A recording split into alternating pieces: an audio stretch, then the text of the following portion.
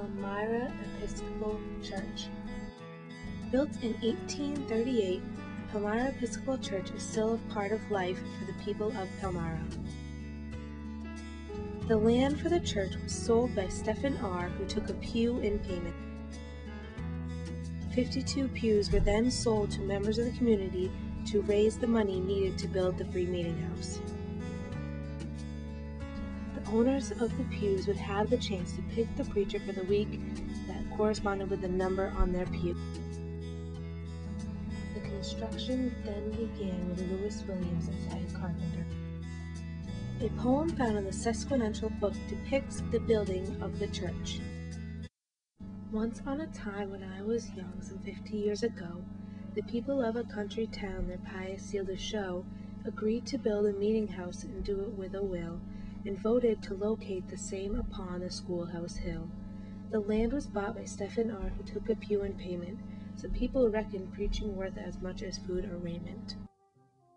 The question then was, who will build the house and who will do it well? For with there came an offer, and it was from a George L. So George then took the contract to have the house erected. I think it was done as quick and well as anyone expected. Then he looked around for workmen who were skilled in working wood, for he meant to do an honest job and make it strong and good. A good foundation there was laid by men I cannot name them. Timbers were hauled upon the spot, and men were there to frame them.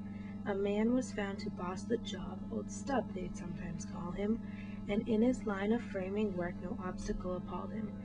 Then work was started with a rush, and all worked well together, in hope to get it finished up before the cold wintry weather. Now people thought beside the house that something was essential, to make the sermons and the prayers for preacher more potential.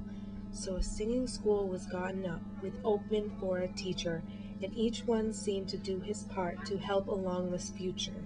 The singing school was a success. All thought it was a wise measure. It gave the meeting house a choir, and gave the people pleasure. Well, so in time the house was done. Folks thought George did his duty. He built the house and done it well, and thought it a beauty. To dedicate the house was now the only thing remaining. To do it fairly was the plan, each sect its creed retaining. It was so arranged that each should share and have no overreaching. One sect should have the opening prayer, another have the preaching. The thing was done in first-rate style, I think the truth I'm saying. The sermon was by Gardner Fine, and Ireland did the praying. The good old house is standing now, and may it last forever. This is the wish of one who hopes that he'll forget it never. Now to remind those who have known the old house in its glory, we'll take a photo as it stands, and thus we'll end our story. Over the next 124 years, the Free Meeting House was home to 3 denominations, the Methodist, Baptist, and Christians. One man headed the church at that time was Charles Joliet. In 1962, the church was bought by the St. Martin's congregation for $1. This provided the town with a church of which they had been lacking. The congregation rebuilt the inside of the church to fit its needs. When walking in the church doors, you saw 3 rows of pews that led to the altar.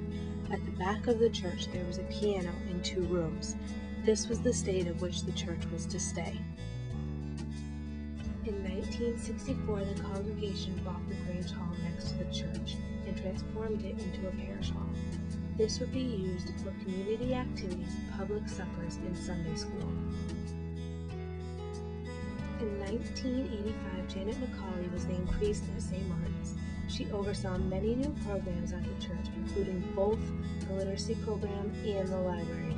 Janet served the church until her death in 2005. In 1991, lightning struck the church bell tower. It caught on fire and destroyed the steeple. It was replaced, and the services continued as well. 14 years later, in 2005, yet another fire ripped through the church, leaving there with nothing but the parish hall. Since the fire, the congregation meets, prays, and cooks in the parish hall. Beverly Brough has been a huge part of keeping the church going. With her help in the church suppers and her literacy program and church library, Beverly Brough has been a good influence on the church. This once great church will be remembered by all the people in Palmyra.